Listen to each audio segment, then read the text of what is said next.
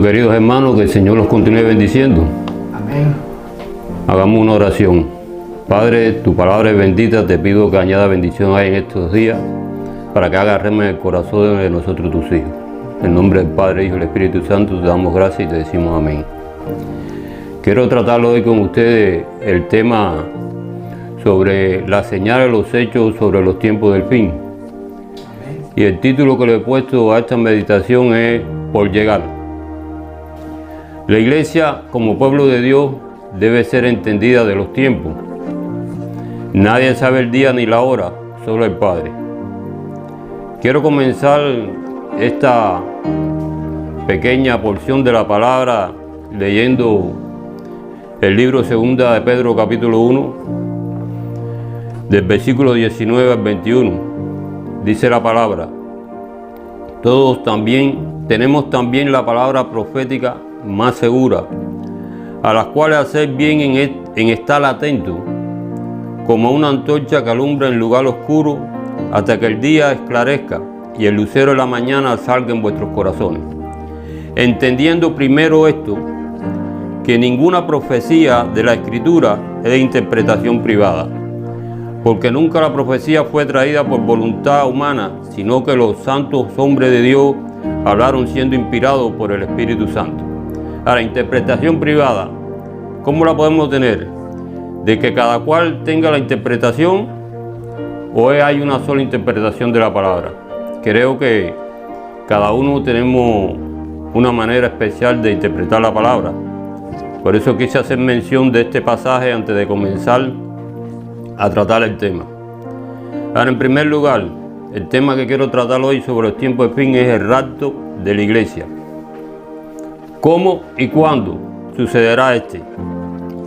Mateo capítulo 24, versículo 19 al 22, dice la palabra: mas hay de las que estén encintas y las que críen en aquellos días. Orad pues que vuestra huida no sea en invierno ni en día de reposo, porque habrá entonces gran tribulación, la cual no la ha habido desde el principio del mundo hasta ahora, ni la habrá. Y si aquellos días no fuesen acortados, nadie sería salvo, mas por causa de los escogidos, aquellos días serán acortados. O sea, los días de esa tribulación van a ser acortados por causa de lo que han de ser salvos, aquellos que siguen a Jesús. Dice la palabra en el versículo 35 del mismo capítulo 24 de Mateo: el cielo y la tierra pasarán, pero mis palabras no pasarán. Pero el día y la hora nadie sabe, ni aun los ángeles del cielo, sino solamente el Padre. Marcos capítulo 13, versículo 33, dice: mirad, velad y orad, porque no sabéis cuándo será el tiempo. O sea, corrobora lo mismo que habla Mateo. No sabemos el tiempo, nadie lo sabe, solamente el Padre, pero nos está diciendo la palabra que debemos que permanecer velando y orando para cuando llegue el momento. Amén. O sea, tenemos que estar en plena certidumbre, en comunión con el Espíritu Santo y en plena santidad para cuando llegue el momento y nos sorprenda. Busquemos el pasaje que acostumbramos a leer y tener, donde habla la palabra de cómo será la venida del Señor. Tenemos en el libro de Primera Tesalonicenses, capítulo 4, del versículo 13 al 17, dice la palabra. Hay un subtítulo que dice: la venida del Señor. Tampoco queremos, hermanos, que ignoréis acerca de los que duermen, para que no os entristezcáis como los otros que no tienen esperanza.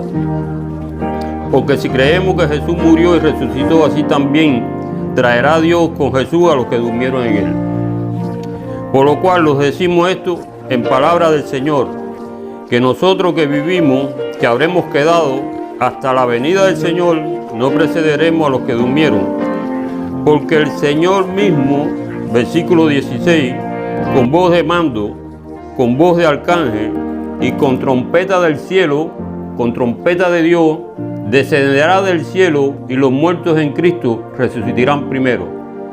Y luego nosotros los que vivimos, los que hayamos quedado, seremos arrebatados juntamente con ellos en las nubes para recibir al Señor en el aire, y así estaremos siempre con el Señor.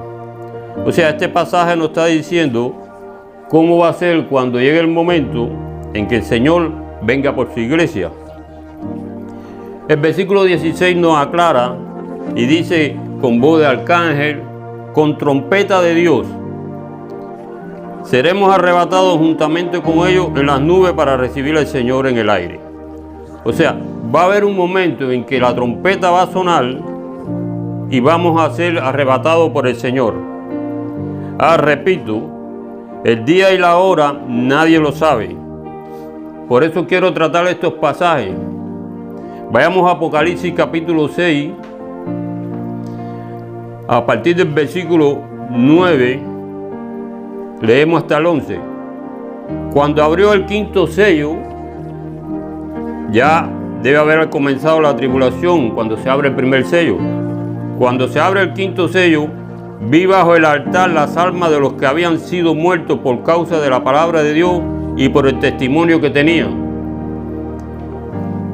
Y clamaban a gran voz diciendo: ¿hasta cuándo, Señor, santo y verdadero, no juzgas y vengas nuestra sangre en los que moran en la tierra? O sea, estos que ya han sido muertos por la palabra del Señor le están preguntando al Señor cuándo Él va a juzgar la tierra. Y se le dieron vestiduras blancas y se le dijo que descansase todavía un poco de tiempo hasta que se cumpliera el número de su consiervo y sus hermanos que también habían de ser muertos como ellos. Ahora, Apocalipsis capítulo 11,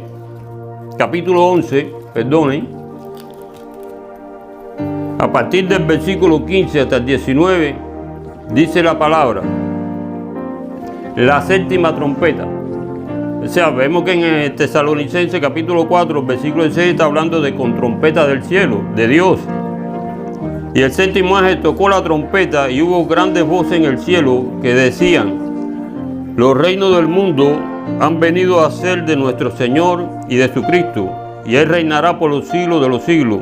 Y los 24 ancianos que estaban sentados delante de Dios en su trono se postraron sobre su rostro y adoraron a Dios, diciendo: te damos gracias, Señor Dios Todopoderoso, el que era, el que eres y el que ha de venir, porque has tomado tu gran poder y has reinado.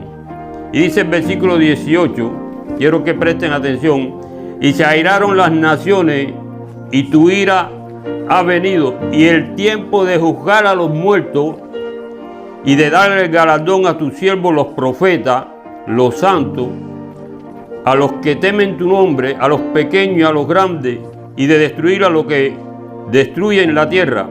Veíamos que en el capítulo 6 los que estaban esperando te hacían esta pregunta: ¿cuándo llegaría el tiempo de juzgar la tierra? Y aquí en este capítulo 11, versículo 18, está diciendo que llegó ese momento. Dice: y el templo de Dios fue abierto en el cielo, y el arca de su parto se veía en el templo, y hubo relámpagos, voces, truenos, y un terremoto, y gran granizo. O sea, en el momento que toca el séptimo ángel la trompeta, es el momento que dice que tú has de dar el galardón a tus siervos, los profetas, los santos, a los que creen y temen tu nombre, a los pequeños, a los grandes, y vendrás a destruir la tierra. Hebreos capítulo 6 vemos que dice que tu palabra, que los que creen en ti tienen que tener fe, porque sin fe es imposible agradarte, y que tú eres galardonador de lo que te buscan. O sea, en este momento, en el capítulo 14 de Apocalipsis, te invito a ver, mi hermano, a partir del versículo 14, lo que declara la palabra. Dice: la tierra es cegada, un subtítulo que tiene. Sabemos que los subtítulos de la palabra son puestos por los hombres, pero están haciendo reseñas de lo que ha de acontecer. Dice: miré aquí una nube blanca, y sobre la nube uno sentado semejante al hombre, al Hijo de Dios, semejante al Hijo del Hombre, que tenía en la cabeza una corona de oro y en las manos una hoja aguda. Y del templo salió otro ángel clamando a gran voz al que estaba sentado sobre la nube: mete tu hoz y ciega, porque la hora de cegar ha llegado, pues la mies de la tierra está madura. Y el que estaba sentado sobre la nube metió su hoz en la tierra, y la tierra fue cegada. Viene sobre la nube como el Hijo del Hombre, con una corona de oro.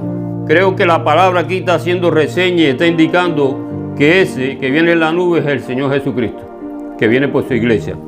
Veíamos que en el Tesalonicense decía que vamos a ser recibidos en el aire por el Señor, y Él viene sentado sobre una nube, con una hoz en la mano, mete su hoz y ciega la tierra y se lleva las mies de la tierra. Ahora, ¿a quién le llama la mies de la tierra? La mies que esté madura. Veíamos o vemos que en Mateo capítulo 9, versículos 37 y 38 dice: entonces dijo a sus discípulos: a la verdad la mies es mucha, mas los obreros pocos. Rogad pues al Señor de las mies que envíe obreros a sus mies. O sea, aquí está haciendo reseña el Señor en el libro de Mateo, llamándole mies a aquellos que lo están siguiendo, aquellos que deben seguir su camino, que son muchos, y los obreros que deben guiarlo son pocos, y está haciendo un llamado a que vengan a su viña. Por lo tanto, aquí, hasta este momento, hemos visto por la palabra de Dios en este capítulo, que el que viene sobre la nube, con una corona de oro y ciega la tierra, es el Señor Jesucristo. Porque ahí dice en el versículo 14, semejante al Hijo del Hombre, y a quien se le llama el Hijo del Hombre en la palabra, es al Señor. Dice el versículo 17, salió otro ángel del templo que estaba en el cielo, teniendo también una hoja aguda. Y salió del altar otro ángel que tenía poder sobre el fuego, y llamó a gran voz al que tenía la hoja aguda, diciéndole: mete tu hoja aguda y vendimia los racimos de la tierra, porque su uva está madura. O sea, este otro ángel que traía una hoja aguda, ni venía sobre la nube, ni tenía corona. Por lo tanto, está hablando de alguien o un ángel que tiene la autoridad de parte de Dios para cegar también los racimos de la tierra. No lo llamó la mies. Y el ángel dice: arrojó su hoz en la tierra y vendimió la viña de la tierra y echó las uvas en el gran lagar de la ira de Dios. Presten atención a este versículo. Y el ángel arrojó su hoz en la tierra y vendimió la viña de la tierra y echó las uvas, ¿dónde? En el lagar de la ira de Dios. O sea, estos racimos de uvas no fueron llevados al mismo lugar que fue llevado las mies. Esto dice la palabra que fueron echados en el lagar donde la ira de Dios se va a desarrollar y va a caer sobre ellos. Dice: y fue pisado el lagar fuera de la ciudad, y del lagar salió sangre hasta los frenos de los caballos por 1600 estadios. O sea, aquí veíamos que llegó el momento en que la tierra fue cegada. Primeramente se va la mies de la tierra y luego se van los racimos. Ahora, si estamos mirando, no dice el tiempo que demora que ocurra un hecho u otro. O sea, primero es cegada la tierra, se lleva las mies, y después los demás son llevados a donde es el lagar de la ira de Dios. Apocalipsis capítulo 19, dice la palabra, leyendo a partir del capítulo 15, para no hacerlo esto muy extenso: de su boca sale una espada aguda para herir con ella las naciones, y él la regirá con vara de hierro, y él pisa el lagar del vino del furor y de la ira del Dios Todopoderoso. Me llama la atención que aquí está hablando que el Señor va a pisar el lagar del vino del furor y la ira de Dios Todopoderoso. O sea, y acá en el capítulo 14 está diciendo que los racimos van a ser llevados donde la ira de Dios se va a desatar sobre ellos. Y dice, sigue diciendo la palabra: y en su vestidura y en su muslo tiene escrito este nombre: Rey de Reyes y Señor de Señores. O sea, haciendo mención ¿a quién? Al Señor Jesús. Y vi a un ángel que estaba en pie en el sol y clamó a gran voz diciendo: a todas las aves que vuelan en medio del cielo, venid congregados a la gran cena de Dios, para que comáis carne de reyes y de capitanes, y carne de fuertes, carne de caballos y de jinetes, y carne de todos libres y esclavos pequeños y grandes, y vi a la bestia, a los reyes de la tierra y a su ejército reunidos para guerrear contra el que montaba el caballo y contra su ejército. Y la bestia fue apresada y con ella el falso profeta que había hecho delante de ella las señales con las cuales había engañado a los que recibieron la marca de la bestia. Está haciendo señal a un grupo de personas. Dice, y había adorado su imagen. Estos dos fueron lanzados vivos dentro de un lago de fuego que arde con azufre. Y los demás fueron muertos con la espada que salía de la boca del que montaba el caballo. Y todas las aves se saciaron de la carne de ellos. Creo que este pasaje está haciendo mención de lo que va a suceder en la llamada batalla del Armagedón, cuando el ejército de Dios en el cielo va a pelear contra todos estos reyes de la tierra, y dice que la matanza va a ser grande y se le llama la cena de la boda del Cordero, cuando el Señor dice ahí que comerán las aves carne de grande, de chiquito, de caballo, de bestia, todos van a ser muertos y dejados ahí en esa batalla. Veíamos que en el capítulo 14 de Apocalipsis,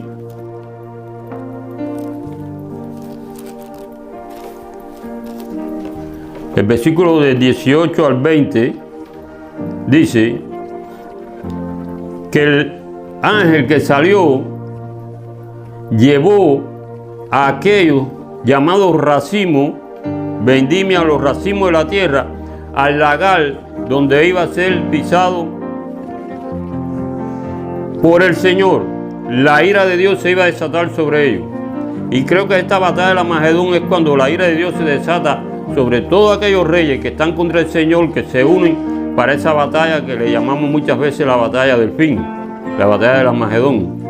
Por lo tanto, creo y le pido a ustedes que analicemos bien todos estos pasajes de los cuales hemos hablado, comparémoslo uno con otro y determinemos no el día y la hora, porque como bien dice la palabra, y repito, no lo sabemos, solamente el Padre, pero sí nos da a ver momentos y ocasiones en que esto debe de suceder.